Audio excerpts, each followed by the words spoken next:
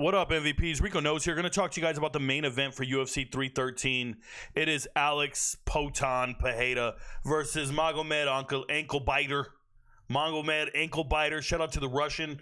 Let's break it down. Let's talk about Alex Pereira first.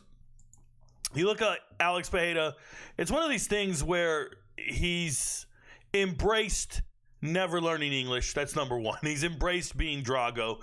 This man just goes around and says Chama all the time. And you see it, man. He's been defending his belt. In the last 4 fights, he's won by TKO. He's knocking people out. He's got people saying he's the greatest striker in the world. He's vicious. He's doing side quests. He's out here fucking wrestling in the snow with an overweight Glover Teixeira.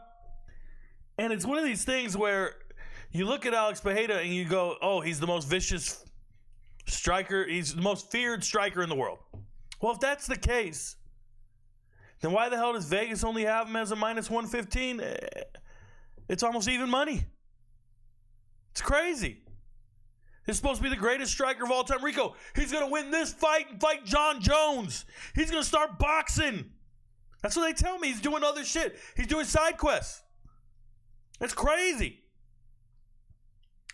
But when you actually break it down, and I was thinking about this, and I just saw a guy do it for We Want Picks. Shout out to the freckled salamander dude. Listen to me. When I think about this fighter, Alex Pereira, the first thing I think is he's not a complete fighter. He's just not. He's got a puncher's chance to win every fight, and that puncher's chance has been looking good against some pretty substandard fighters.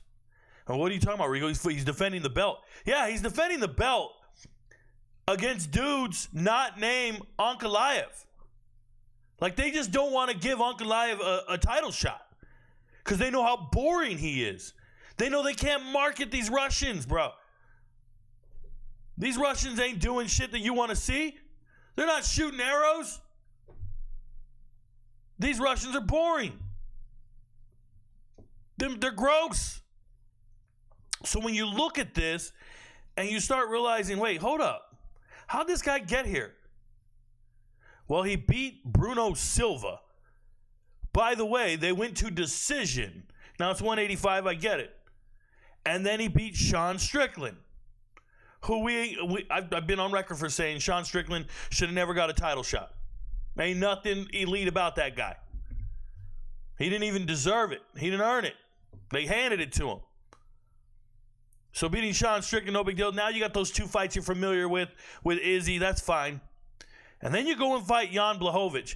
And yes, he wins by split decision, but you can't get Jan out of there. And what's the control time for Jan on that fight? I know Jan out-wrestled him. And Jan Blachowicz isn't a world beater.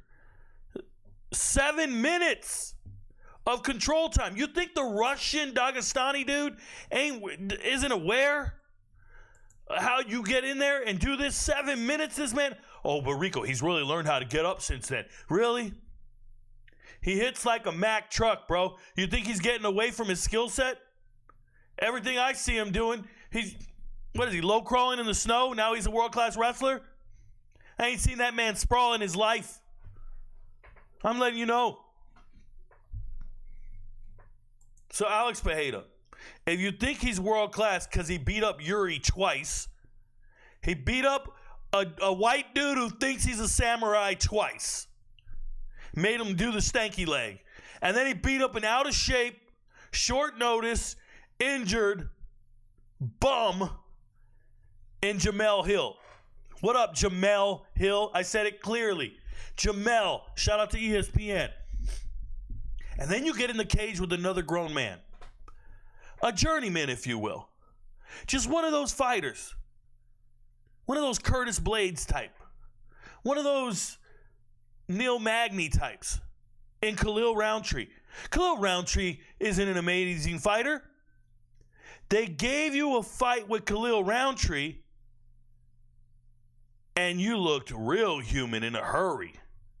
Oh, you won it by TKO. Fourth in 24 minutes. Excuse me. 19 minutes. My math is 19 minutes. And you want me to be excited about that? That's the greatest fighter in the world? When you start, they talk about he's so active. He's an active champion, Rico. He's fought all the... Dude, who's he fought? Who are these guys? They're not the number one contender. They're not the boogeyman, bro. That's the boogeyman right there. That's the guy you don't want to fight. First and foremost, this is the best 205-pound fighter on the planet Earth. He's undefeated right now. I don't care about this bullshit loss in 2018 with 1 second left on the clock in a triangle choke to a jiu-jitsu nerd. I don't care about that. We're talking about a guy who won. We're talking about a guy who won against Jan Blachowicz. And they gave it a draw. Excuse me for a second. Just got an alert on my TikTok live stream. They reported me for saying Russian or something. Hate crimes, bro. This man has never been knocked out. So if you're predicting for him to get knocked out for the first time in his life, you are predicting something that's never happened. That's number one. If we have to talk about skills, ability, you're hoping that Alex Pereira does a low kick and knocks him out. I say a low kick, a calf kick? Because this man doesn't know how to check kicks? Okay. So kicks, we're still talking about striking here. You want to talk about striking? This man can strike. This will be the best striker at 205 that Alex Pereira's ever fought. And the best wrestler. The best fighter. And we got underdog money on it? Now, let me be clear. Let me be clear. You're seeing this. You've seen all the fights. I've broken them all down for you guys. Shout out to the MVPs. I've talked to you about who we're betting on, who we're not betting on. Those first two guys are absolute monsters. These are two of the greatest fighters on the planet Earth. There's zero reason, for you to be putting units on this fight. Fandom, predictions, picking fight. I do that for a living. This, you won't be gambling for a living. You're not making your living trying to predict the winner of this fight. No, it'll feel good to get it right. But you guys out there betting 10 units on a main event, and guys, you're talking to a guy, I think this year we've missed 2 main events in 2025. I think we've missed 2. Think so. I don't know. It's been 7 cards so far. We might have missed 2. We're 5-2. Main events are tough. Why? It's usually the 2 best fighters on the whole damn fight card. And you're trying to tell me who's going to win. I'm telling you, I know who's winning here. I could be wrong. I could be wrong. I wouldn't bet on it. So now, what are you going to do with your money? What are you going to do with your money, MVPs? How are you going to approach this bet? Well, there's Alex Pereira here. And if you like him, he's going to win by TKO. I don't think he has I don't think he has the ability to grapple and wrestle for 25 minutes. I think he loses by points if we get to the bell. But I actually think he gets TKO'd. I think he just gets folded up against the fence. I think he gets bruised and battered. I think Magomed wins by TKO, and it's a plus 350. Now, how much would I bet on that? $20. That's 0.2 of a unit for me. Remember, I'm always talking in $100 units. 0.2 of a unit for the whole main event. It's not going to ruin my night if I get it right or if I get it wrong. Like, let's say I get it right. I'm not celebrating out of this world. It's not, they don't make or break me. I'm going to make all my money on a prelim parlay. I'm going to make all my money on some other shit. You feel me? You guys get what I'm saying? Like, this one here, you shouldn't be making or breaking your night on this particular fight. Number one, it should not be parlayed with anything. It's a straight across bet. The odds are fine. You just take it for what it is. Pick one side if you need to. But if you're out there betting and gambling and waiting for the main event, and I hear you say, oh, if I hit the main event, I'm breaking even, or I'm up really big, you're just a shitty gambler. You're just not good at what you do. There's no reason to go in here and bet on Georgia versus Alabama. There's no reason.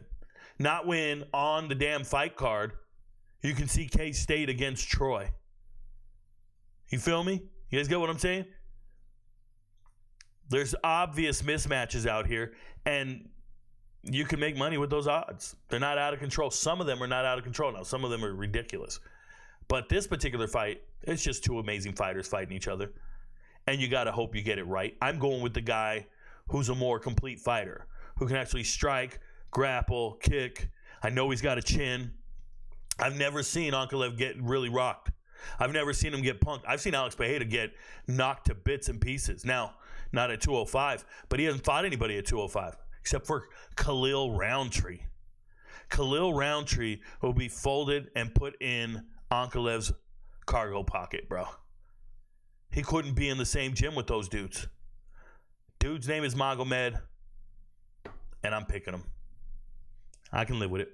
Your friends don't know, but Rico knows. Become an MVP. You'll see all the picks and all the parlays and props. Peace.